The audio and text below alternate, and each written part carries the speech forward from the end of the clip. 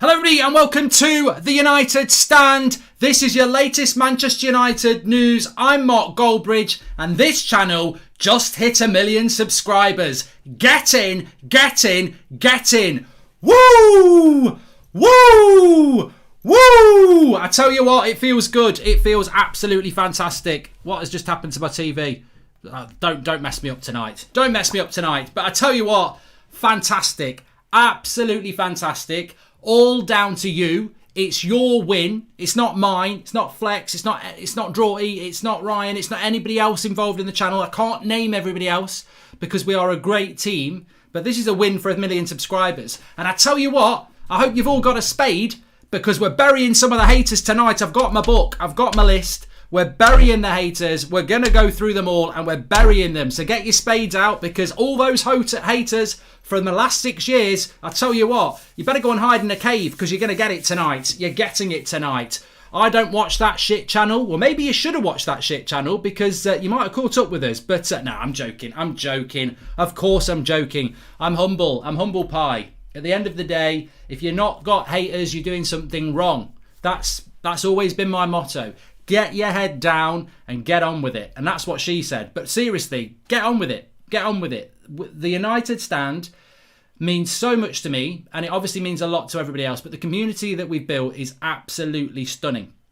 Absolutely stunning. And I'm just so proud of it. I'm so proud that we've hit 1 million subscribers. Because the one thing I always said about this channel when we started off. And, you know, Alex and Kev, they were on at the start. Martin and Rich, with 10 people watching, was real fan opinion. And there are a lot of people who copy what we do. There's a lot of people inspired by what we do. But we were pretty much the first channel doing live interactive content all those 6 years ago. Now everybody does it. Game changers. Game changers. And that's what you are. You. I'm not talking about me. I'm not bigging myself up or anybody involved in the channel. I'm talking about you. 1 million subscribers got sod all to do with me. I could be live here 6 years with nobody watching. That's the power of you. You've achieved this. And we're going to talk about the Manchester United news, but it would be wrong of me not to dwell on this, or at least for a minute, to say that we've had a lot of detractors on this channel. We've had a lot of people trying to stop us, a lot of barriers to jump, but that is not something I'm resentful or bitter about. If anything, it helped us because that's what you should have.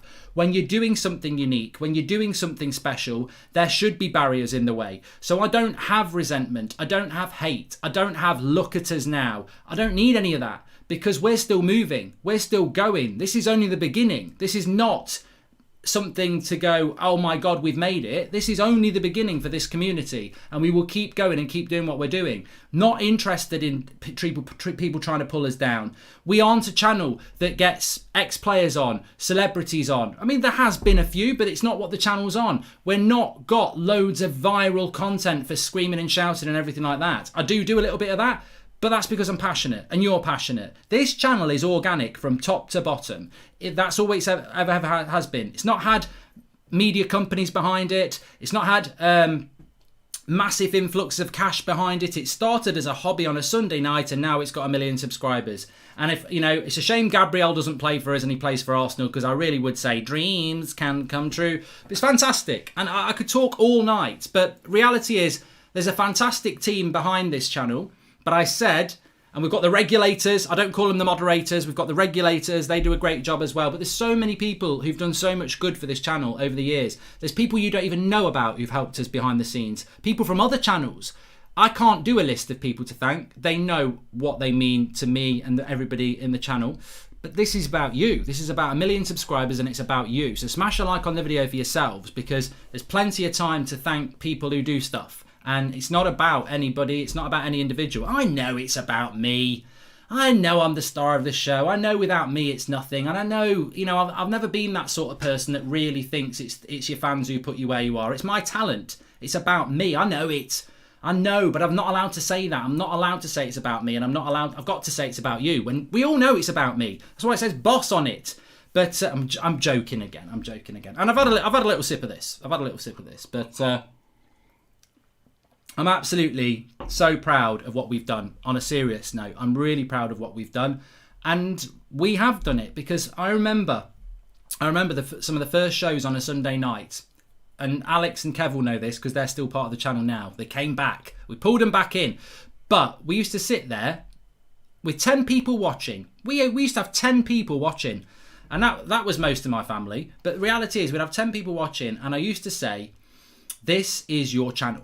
This is your channel. And I don't say it enough anymore because I think it sounds a little bit cliche, but we started off saying it, and I'm going to say it right now. This is your channel. You don't realise how much you drive it. I'm honest, I'll say what I think, and everybody else does what they think. But if you don't think we don't take a note of what your comments are or what you're saying in the live comments, you don't understand what this channel is all about. It is your channel, and we do take a massive...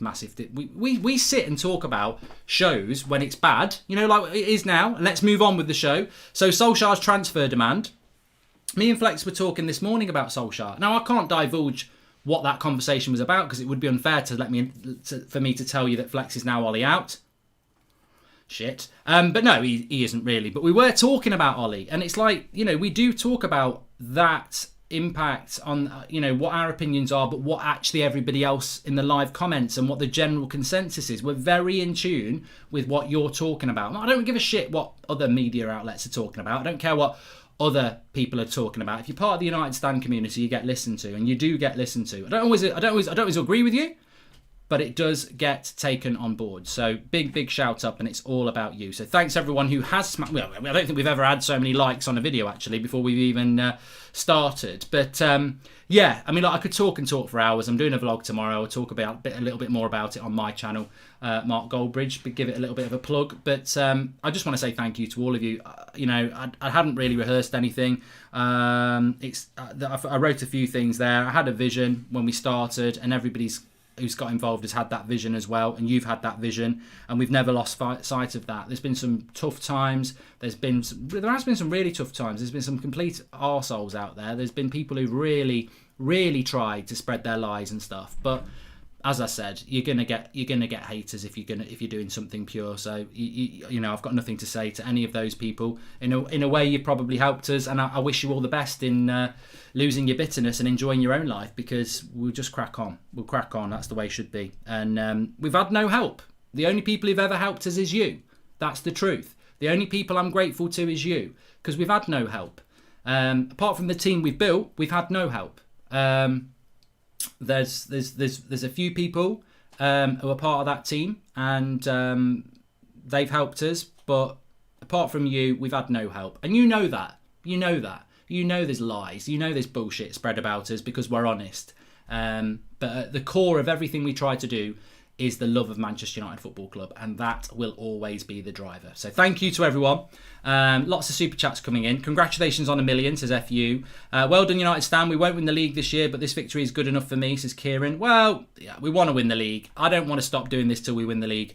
Love everyone at United Stand, says Habib. From India, been watching since 2017. When would you read out normal chats? Remember the transfer videos as you walk to your office? A long way. Oh, mate, I loved all that stuff as well. Thanks, Alan B. Congratulations, Mark and the crew, says Thomas. And also Mark turning into Bullybridge. I don't know what you're on about, Lil B.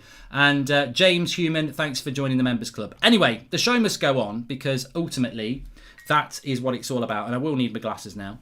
I just wanted to come out of my glasses. I felt like I'll go back to being Clark Kent now. I was Superman then.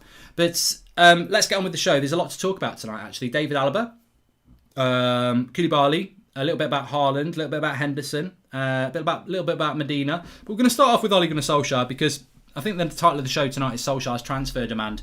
And I mean, it's not rocket science. But I think when you look at Manchester United at the moment, and you look at the result last night, and you look at where we are, and somebody just said, why are you live at 7 o'clock? 8 o'clock, that's football. I've dropped the link in the video description. Liverpool versus Chelsea. I'm sure most of you watching it will be having a chat on my watch along, watching that game. Very big game for United. I'm hoping for a draw. So links in the video description for that, but that's why we're a bit early.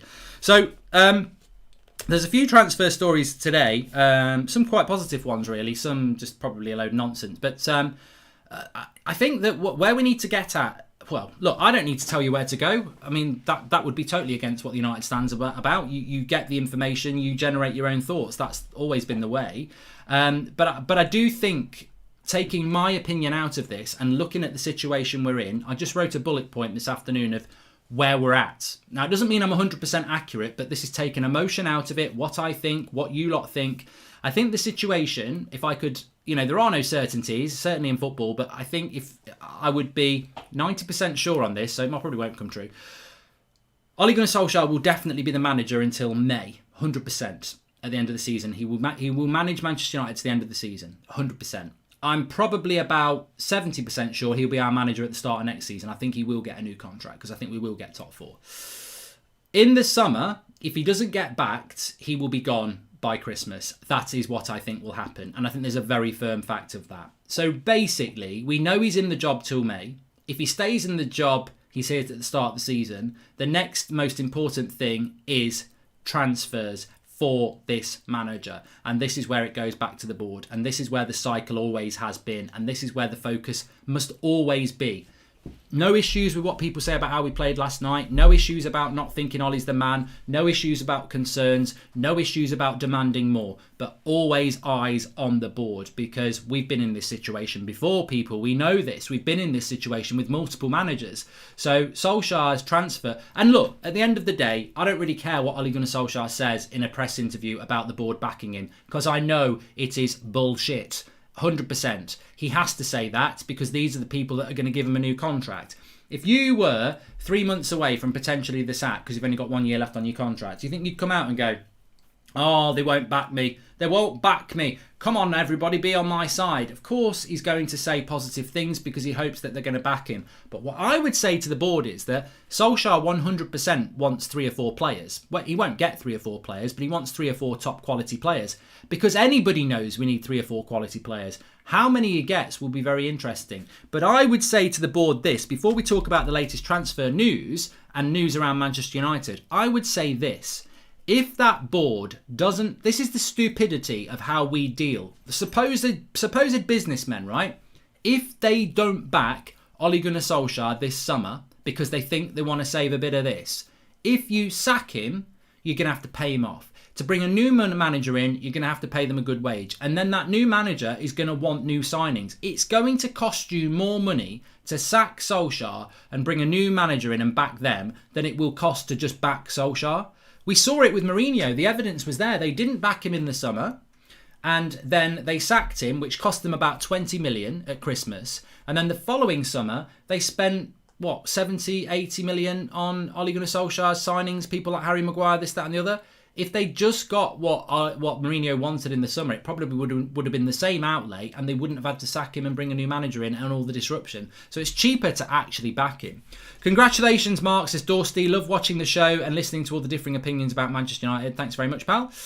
Who would rather, if it is true, about Martinez or Skriniar? Martinez. I don't want Skriniar. I don't think he'd work with Harry. Danny Strulen, so proud to see how much this channel has grown. I know you're trying to be humble, but go celebrate. This is your achievement. I think for the Manchester derby, why not start Diallo? Says Danny. And on the celebration, by the way, a year ago, 11 months ago, it would have been in 4th of April, actually. It's the 4th of March. I've lost time. We had a meet-up planned in Dublin. That will happen in Ireland, Dublin. That will happen because it's booked. But we will be doing these meetups and celebrations and stuff. And I'm not celebrating anything until we can do it together. Mark, I've been subscribed to this channel since December of 2016 when it had 70k stubs. I still remember your celebration for Wayne Rooney and the summer 2017 Griezmann rumours, says Fortune.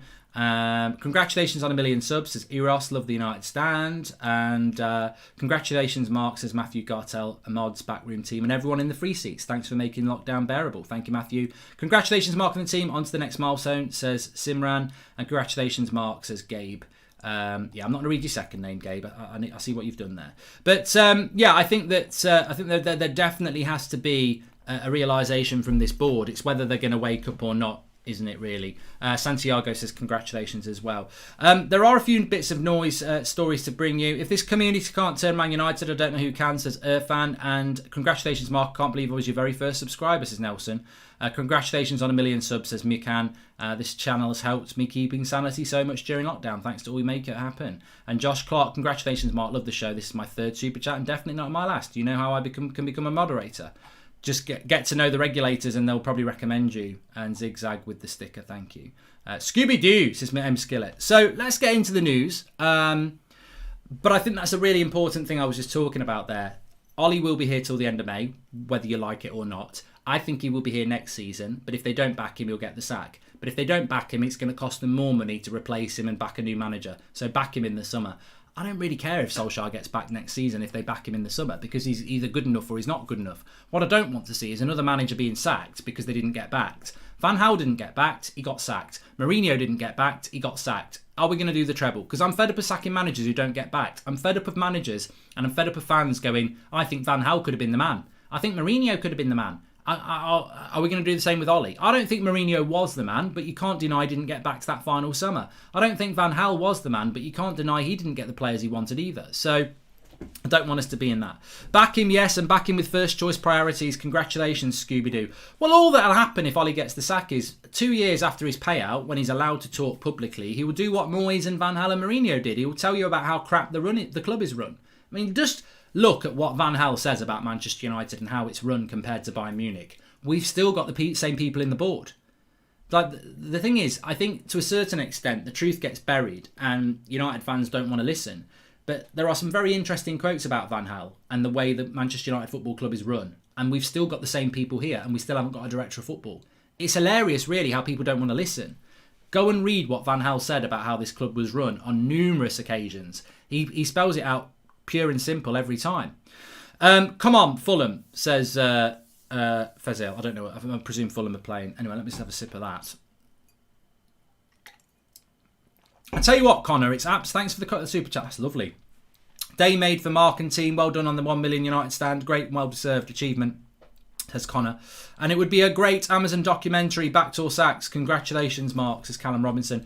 I just want to say as well, I'm so pleased that we hit 1 million subscribers today, because I really thought it was going to happen on the derby, on the watch-along. And I was like, well, if we win, the subscribers doesn't mean anything because we'll be so happy. And if we lose, it won't mean anything because we've lost. So it's so nice that it's happened on a Thursday night when we're not playing.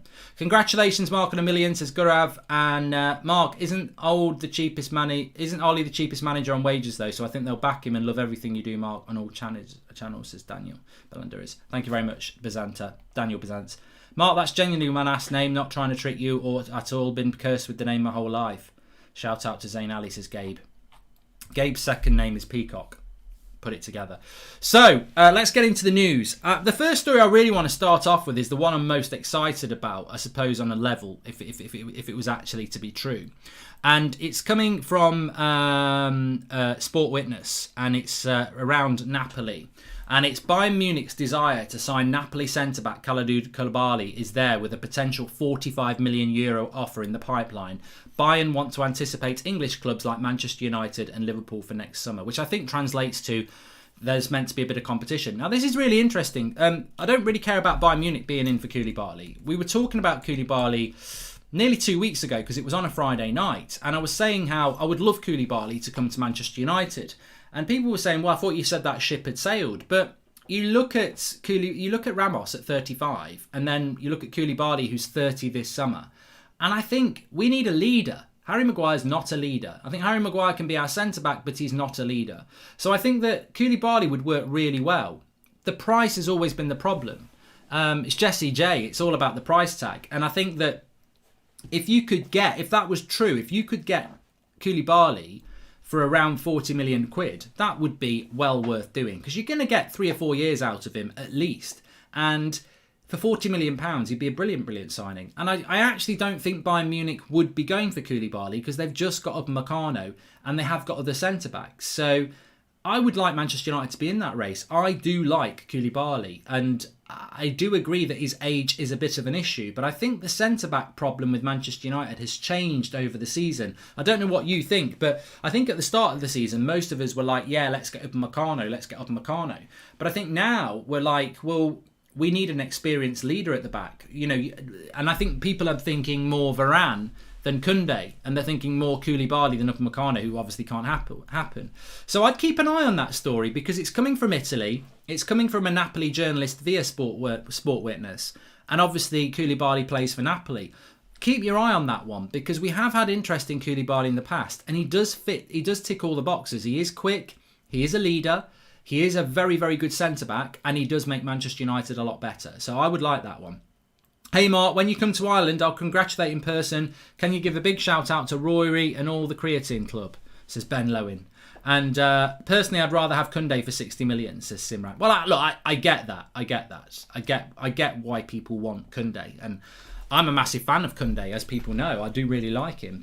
But what I want to see Man United, I mean, to be honest with you, if I can be absolutely honest, which I always am, if you said to me, we're getting Varane, Koundé or Koulibaly, we're splitting hairs. I really couldn't give a toss. I couldn't. I'd be happy with any of those. I have a preference.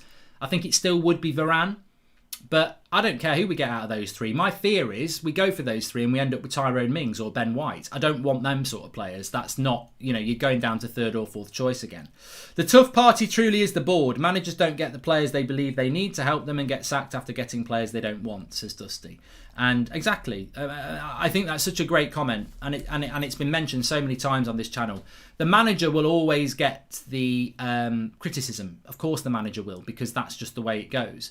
But there are mitigating circumstances, and I would always say, whatever you think about a manager, and to be honest, Van Gaal's football was shit, Mourinho's football was shit, and at times Ollie's football has not been that great. But what you can say about all three of those people, and David Moyes, is that, yes, there were major issues about the way they played, but did they ever get their first choice signings? And if you don't give them their first choice signings, do they ever really get the chance to succeed?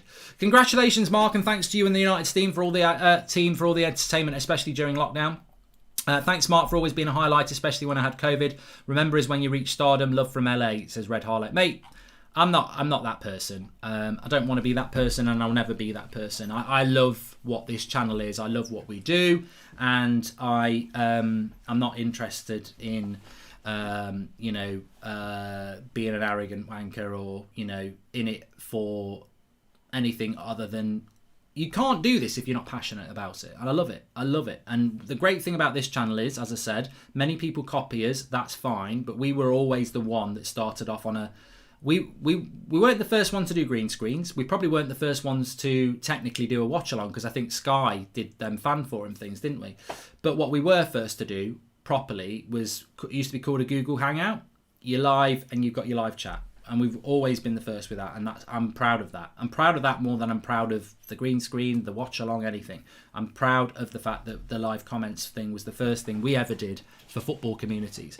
Hey Mark, congratulations on 1 million. If Ollie got the sack, who would you want to take over regardless if they're available or not? I don't like answering that question, Henry, but because it's a 1 million subscriber show and you are the people who get us to 1 million, I will answer questions you want me to ask. So if Ollie had to leave, I would say that the manager I would want is probably Nagelsmann. Now, I don't think he's a guaranteed success, but I've always said this. We've tried experience. We've tried the club legend.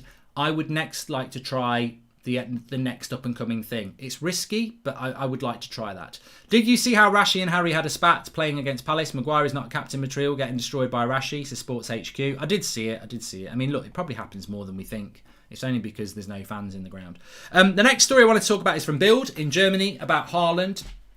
Apparently there are 6 clubs that Haaland would consider going to. Man City and Liverpool and Chelsea, obviously in England, Manchester United as well. And I think the other 2 were, I think one was PSG, actually. I think the other one was Real Madrid. I think this is irrelevant news. I think we're just getting thrown in here. This is starting to remind me of De Ligt. We were in the De Ligt race, and I think I learnt a lot personally about Manchester United's transfer strategy and Mino Raiola's transfer strategy. Mino Raiola tends to chuck Man United in as another club, and Man United are like, what? Why are we in this race? We've got no chance. So Man United would love to sign Erling Haaland, but we ain't getting Erling Haaland. We haven't got the money for Erling Haaland. He's not the right signing for Manchester United. And what I mean by that is we have got money for one good signing. We probably haven't got quite enough for Erling Haaland, because I think you need 6 figures, over 100 million for that. But the most interesting thing about it is that Manchester United cannot afford to spend all their money on Erling Haaland, because actually, if we are absolutely honest and we put aside our desire to bring in one of the best young strikers in the world, do you need Erling Haaland, or do you need a centre-back, a CDM and a right winger first? And the reality is, those 3 positions, we need to build a team. We don't need icing on the cake. We need a cake, and there's layers to our cake. And basically, I think if we bought Erling Haaland, we'd just be spraying icing over the table. Like, he is a brilliant signing, but there's no cake. You've got to build the layers. We need to build a team. I don't even want us to be linked to Erling Haaland anymore. I think he's a good player. I think he's a great player, potentially. I think he's a world-class player. But we don't need him. And I think until we start realising what this club needs, we're never going to progress. Because Erling Haaland comes to United, does what Cavani does, runs around, gets none of the ball, gets frustrated. He'd be crazy to come to Manchester United. If he values his career and he likes to score goals, he'd be stupid to come to Manchester United. We've got no chance of signing Erling Haaland if he's got a brain. Because it doesn't matter how much money we throw at him. I wouldn't go near United with a barge pole if I was Erling Haaland. Now, as a Man United fan, I'd play for them for free. But for his career, if he wants to be scoring 30, 40 goals a season, don't go anywhere near Man United. You probably won't get 30, 40 chances a season. That's probably true. I'm probably right there. He probably won't get 30, 40 good chances, let alone 30, 40 goals. You go to Man City, you go to PSG, you go to Real Madrid, you go to Liverpool, you're going to get bucketfuls of chances, but he won't get the chances. So that's one reason he shouldn't come. We shouldn't go for him because we're trying to build a team. We need a centre defensive midfielder, we need a centre-back, and we need a right winger. So for me, I'm fed up of talking about Haaland because it doesn't make any bloody sense. Why would he come to us? Where would he get the money from? And also, if we did find the money, would there be no money for the key signings? Just want to thank you for everything. I don't have really any friends, but the United stand makes me feel like I'm part of the community. Thank you for all your helping in the hard times, says Luke. Oh, Luke, you have got friends. You've got me and you've got all the United standers and you've got all the community as well. You have got friends. You have. You've definitely got friends. You've got us. Congratulations on the million, says Emil. Congratulations on a million, says Ole Gunnar Solskjaer. Can you get Ollie in trending? Because I don't want to lose my job. I'm going to lose my job. Don't worry, Ollie.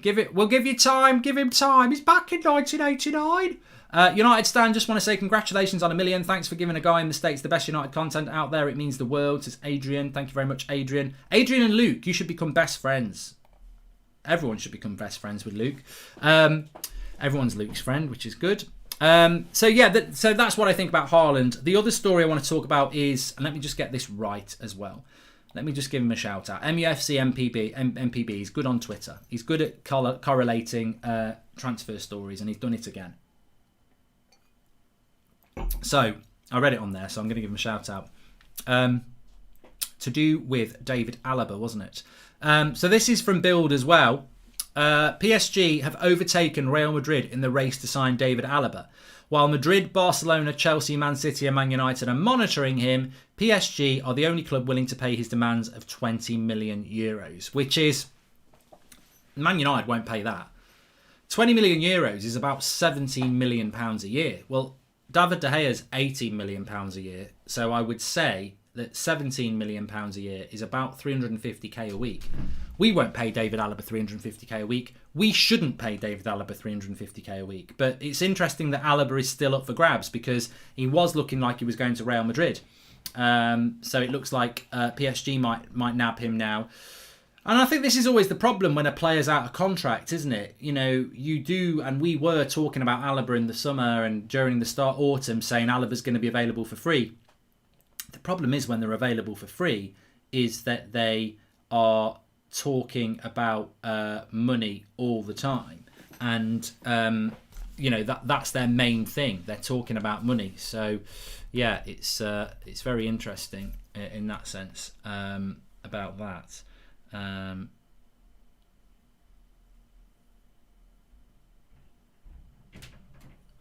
Very interesting tweet coming out from Henry Winter as well. I just want to bring this in. He says, Manchester United have a very special talent in Marcus Rashford, who is playing with a shoulder injury that might need an operation post the Euros.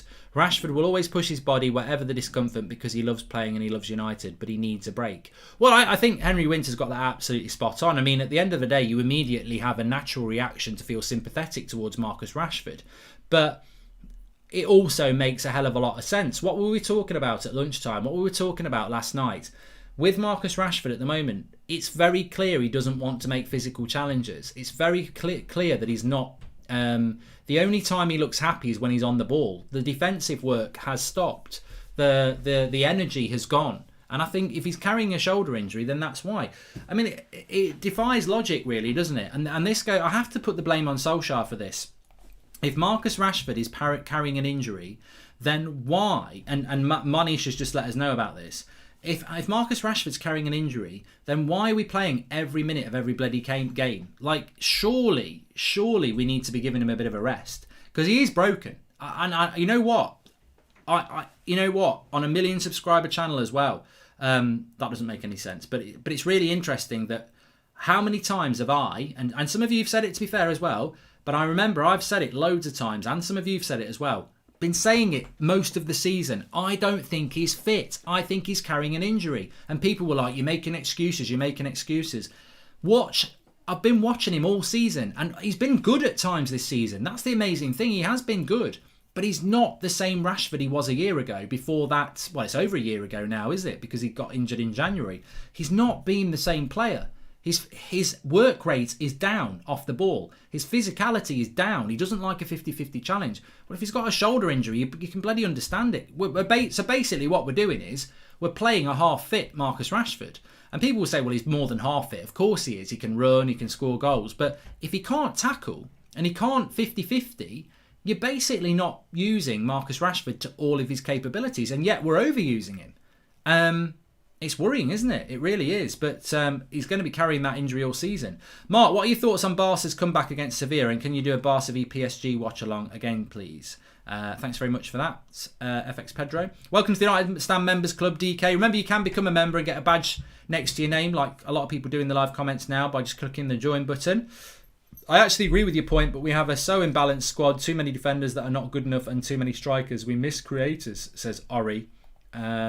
It's interesting about Rashford, that though, isn't it? Very interesting. Chase says, congratulations on 1 million subscribers. Is a fourth 0-0 a positive? Well, it's against Man City. Can you sing Binding by the Lights for 1 million, says Gaurav? I might do in a minute. And thanks for the contribution, Tracy B. So yeah, it's really interesting on that then, that Marcus Rashford, it has actually come out. And I tell you what, I don't think it's a coincidence that has come out the day after Marcus Rashford put in his worst performance in a Man United shirt. The one thing Marcus Rashford's got behind him that's amazing is the team he's got behind him. You know the amazing work he's done off the pitch. He's got a media management group around him which is elite, and they would be worried last night. The justified stick Rashford got for playing crap last night, they won't like that. And they won't like the fact that he's getting that stick, but he's not fully fit. And they're right to feed that information out. And I'm sure Solskjaer doesn't want that out there. I'm sure Solskjaer will not be happy that that's out there. Because it puts pressure on him that he's overplaying a player that's carrying an injury. And Rashford will want to play. That's what Henry Winter says. You know, he wants to play because he loves football and he loves United. But the reality is he should be managed better than that. And it is a mitigating circumstance. But the reality is we are playing Marcus Rashford, by the sounds of it, not fully fit. And this is Manchester United. And an important player is very important. And you sometimes do have to play them not fully fit. But when he can't put the 50-50 tackles in and he's not fully fit, it can become a problem like it was last night. Hi Mark, I'm really proud of the channel accomplishment and waiting for more success. I'm happy to be part of the million as the 70th subscriber, says Jerome Luceni. Thank you very much, pal. Appreciate the super chat there. Just some people talking about David De Gea. I will bring that in actually, because there was a story from the Telegraph, James Ducker. I will quote what he said actually. Basically what he's saying is that Dean Henderson is due to stay in goal for Manchester United's next 5 matches, which we know because of David De Gea being on paternity leave. But Dean Henderson is reluctant to spend another season as David De Gea's understudy at Manchester United. De Gea is unlikely to be happy at the prospect of any demotion, and United would risk having to pay him £375k a week stuck on the substitutes bench. And that's from the Telegraph. So it's starting to hit the mainstream media now, exactly what we've been talking about on here for a long time. I don't really care if people want De Gea to be dropped. I don't. I think he should be our number one. I stand with De Gea. That's my opinion. If you don't, I'm not going to fall out with you. That's your opinion. But the problem we've got is that if we stick with Dean Henderson and we drop David De Gea, you've got 375k a week on the bench and you can't sell it because he's got 3.5 years left on his contract. And it would be a huge, huge financial loss for Manchester United to try and get rid of David De Gea. So there is trouble ahead with that one. There is trouble ahead. Congrats, says Jordan. Hoping for a good result against City. Hi, Mark. Can you wish my grandparents a happy 60th wedding anniversary today? And my mum happy birthday too, says Kieran. Happy birthday to Kieran's mum. And well done on the 60th anniversary as well. That's big news, isn't it? 60 years. 60 years. Some of us would be happy to live till 60, let alone be married. Welcome to the Members Club, Jordan, as well. So we've spoken about Koulibaly. We've spoken about Henderson. We've spoken about Haaland. Another interesting story was about John McGinn, that United were interested in John McGinn, but now they're not because he's not as good as they thought he was, which is actually a good story because at the start of the season last year, I liked the look of McGinn, but he definitely isn't a top player, is he? He's definitely not a player that's a top 4 player, in my opinion. Josh Ardron, thank you very much for joining the members club. Appreciate that. Don't forget to subscribe, by the way, bottom right hand corner. I always need to keep saying that. And make sure you smash that. I'd love to get 10,000 likes on the video. We've got 10,000 people watching, so if everyone smashes the like button, we'll hit 10,000 likes on our million subscriber video, which would be really nice, I think. But no, people, I mean, Frank Carvel's laughing at John McGinn. To be honest, to be frank, he was a player that we were all talking about 18 months ago. But this is why, and I think we all said it at the time, let's see how he does in the Premier League. Because when he came up from the Championship, he was well thought of. But in the Premier League, he started off quite well. I remember their first game of the season. I think they beat or drew with Spurs. And he looked very good. And then but he's not. He's good, but he's not a top 4 player. Thank for everything that you and the lads do. You saved me during these difficult times, says Peter. Thank you very much, Peter. And you don't realise how much you help us, though. I've always said that before. And I'm delving into news and back into the fact that it's a celebratory show. And we will talk more about this on That's Football. I will be talking about the, I'm looking forward to it. I'm going to get myself another glass of champers as well. Links in the video description, that for Liverpool-Chelsea, where we need a draw, by the way. But a lot of people say, you've helped me through lockdown. And I agree with that. But what I also want to say is that you don't know how important you are, especially that first lockdown when football was taken away from us. And it was like, what are we going to do for 3 months? We're normally live every night at 8 o'clock and every morning at 10 a.m. How do you go live at 10 a.m. and 8 o'clock every night for 3 months with no football and no realistic transfers because it's Manchester United? But we did it. And people did tune in. And all right, the views did drop. Some people disappeared. That's the way it's going to be. But a lot of you didn't. And for me personally, be able to carry on doing what I've done for the last few years at 8 o'clock every night was absolutely huge for my mental health.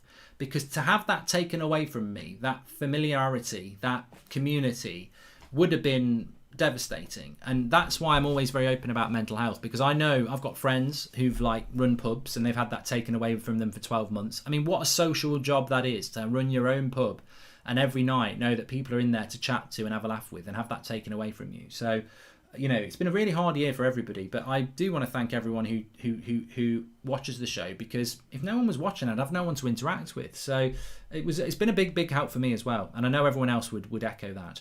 Join the channel. You missed my super chat, but here again, Mark, I am so happy for you and your team, says DK. What a well-run United channel. I wish we had some of that at the actual United. I'll tell you what, mate, you and me both. I'd love United to be run well. Welcome to the Members Club, Oki. Flex47, congratulations, Mark, and the regulators and everyone involved in the channel. What an achievement. It's been such a pleasure and privilege to be part of the journey. Big up to Flex, who is one of the regulators. Appreciate that. Josh Arden is a member. Thank you very much, Josh. I think I've already shouted you out. You've had 2 shout outs. Oki as well. Welcome to the Members Club, Johnny White. Attilo says, what an achievement. Thank you, Mark, Flex, and everyone involved. Why do you call Scott Scooby-Doo? Thanks everything, Mark, viewer from the United States. You're the best at that, what you do, says David James. Welcome to the Members Club, Michael McCann. We made it. Congratulations, Corey Lineker, and to the whole team. Proud to be a member of this community and part of the United Stan family. Well done. We call Scott McTominay Scooby-Doo because he's Scottish. And somebody said to me, if you say Scooby-Doo in a Scottish accent, it makes you do a better Scottish accent. And it does. Scooby-Doo. Scooby-Doo. You can't fail to do a Scottish accent. If you don't think you can do a Scottish accent, if you say Scooby-Doo, you will get it right. Also, another way of saying a Scottish accent, if you say, I can't remember what it was, Space Cadet, but saying it in an American accent makes it sound like you're saying Spice Girls in Scottish. So say Space Cadet in an American accent. Space Cadet. Space Cadet. No, it doesn't work. Space Cadet. Space Cadet. No, it's not Space Cadet. Spice Girl. That's not right. I've got it wrong. Welcome to the Members Club. Well, Eddie. And congratulations on 1 million, says Wally Win. And congratulations, Mark, says Mojo. Joined United Stand when we were about 300k. Thanks, Mojo. Hey, 1 million subs. Excellent, says Aussie Finn. Thanks, everyone who's been doing the super chats. I probably have missed a few because I'm trying to run a show as well as the Space Ghetto, not Space Cadet. So it's Space Ghetto in American accent. Space Ghetto. Space Ghetto. That's not. That's a Northern Irish accent. That's not going to work. Yank. Hey, Space Ghetto. Sounds a bit like it, doesn't it? Sounds like Spice Girl in Scottish. There you go. We'll have more of this fun on That's Football anyway. Let's get back onto the football here. There was one more story I wanted to bring you, actually. Again, I saw it on MUFC MPB, so I'll give him a shout out. Remember, we were linked to Vasunda Medina, who's an Argentinian centre-back at Lens. Apparently, he's still on Manchester United's radar. They like his ability to play from the back, the fact he's left-footed, and his anticipation. And there is talk that in June there could be advances for a transfer. Well, that worries me a little bit. Because Medina is not the level of a Koulibaly, a Koundé, or a Varane. And I'm sorry, I'm going to say this right here, right now. If we sign Medina as a centre-back in the summer, we may as well be Everton. And Everton aren't in a bad situation. They're trying to get fourth. But we want to be trying to get first. So I would say, with all due respect to Medina, I don't want you, because you are exactly what's wrong with this football club. I mean, he'd be gutted if he's a fan, won't he? But I like you, Medina, but you're not what we need. We need a top-class centre-back. Medina is not that. And if we get Medina, that's United buying centre-backs on the cheap. It would be like when we bought Rojo from, I think it was Lisbon, wasn't it? That's not what we need. We need a top-class centre-back. We don't need another potential, risky, in the shadow of Maguire centre-back. We need somebody who comes in and plays centre-back and tells Maguire what to do. We don't need that level of player. So that's not good news for me that we might still be interested in Medina. Medina, Pau Torres, Ben White, Tyrone Mings, get out. These are not the level of player we need. These are fourth-rate signings. These are not the players that Ole Gunnar Solskjaer is putting at the top of his list. We need top-of-the-list signings this summer, and we will know if they're not top-of-the-list signings. That is what we need. That is what we demand. Whether we'll get it or not. What's up, Marky Mark? Let these people know that Taito from LA went to visit you in London's meetup. You best believe I'll be in Dublin as well. Taito, I remember Tito. I remember you as well. I loved that meetup in London. It was fantastic. Congratulations, Mark. You're the best because this community is making me every day happy and I love you, says Owen. Thank you very much, mate. Love back to you as well. Who are the ideal squad additions for right wing, centre defensive midfielder, centre back and right back? Amrit and Jonathan Vaz, welcome to the United Stand Members Club. Very quickly, I think that as a right winger, we probably should go for Sancho because he's. I've just said we need to go for the number ones. Sancho should be number one. Koundé, Varane or Koulibaly should be the centre-backs, and there's three there, so get one of them because they're number one targets. And in the midfield, I'll give you three choices as well. I would say Declan Rice, I would say Basuma, and I would say Zakaria. There's three there straight away. So three options in midfield, happy with any of them. Three options at centre-back, happy with any of them. And I think the right winger should be Sancho. So, yeah, there we go. Anyway, look, I've got to go and set up for the watch-along for Chelsea versus Liverpool, which is a massive game in relation to Manchester United. That's why I'm doing a watch-along for it. The link is in the video description, or you can just go to That's Football. It's open now. The live comments are on there. And I'll be live in there in about 10 minutes. Just going to pour myself probably 5 minutes. I'm just going to pour myself another glass of champagne because we're celebrating, and I will see you on there. So thank you, everybody. Thank you so much again. We haven't quite hit 10,000 likes, but hopefully we will with everyone else who's going to watch the show. And yeah, get over to That's Football. We'll continue the chat. I'm only going to get even more loose-lipped. You can probably ask me questions and I'll answer them. You know, like who were the people who caused you all the problems, and what do you think of them now, and things like that. Get onto That's Football. We'll have a chat. Speak to you in a bit. Thanks for watching.